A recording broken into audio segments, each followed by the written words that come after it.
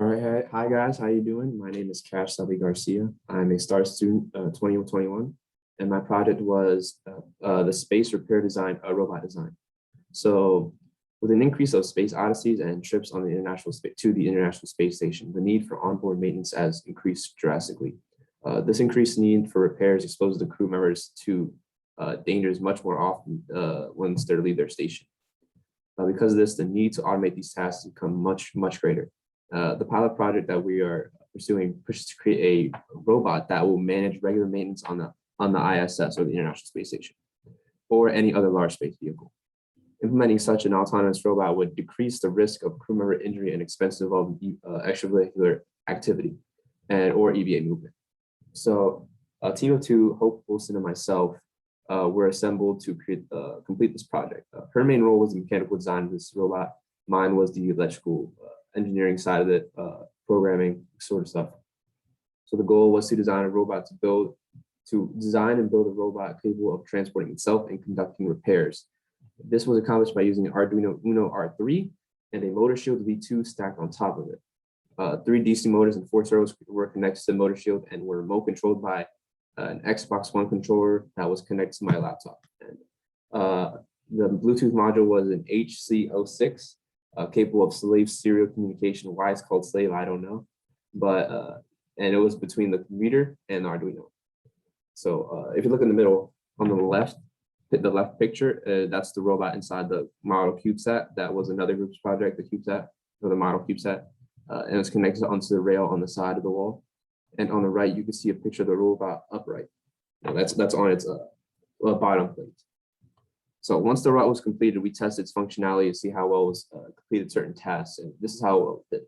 So in terms of the rail, it traversed it with some difficulty, mainly because of the downward force the robot exerts on the rail, that type of friction, and the strength of the motor.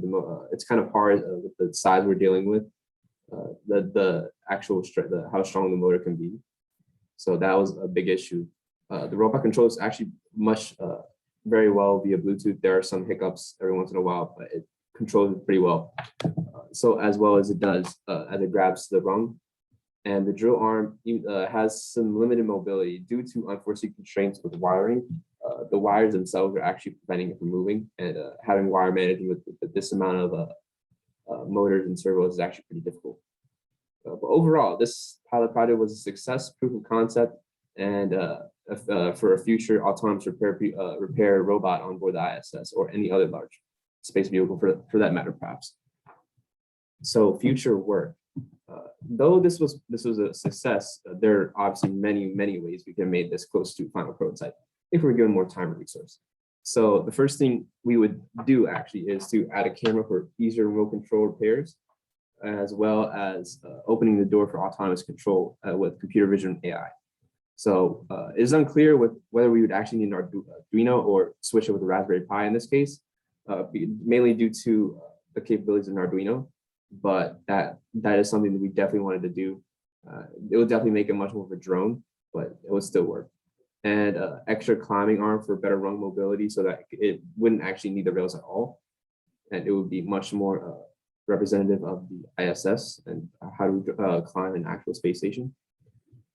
And also change the material casings of the robot in accordance to the harsh conditions of outer space. So, the robot right now, it obviously cannot withstand the scorching hot sun when the sun's out, and the freezing cold when the sun is not being exposed to.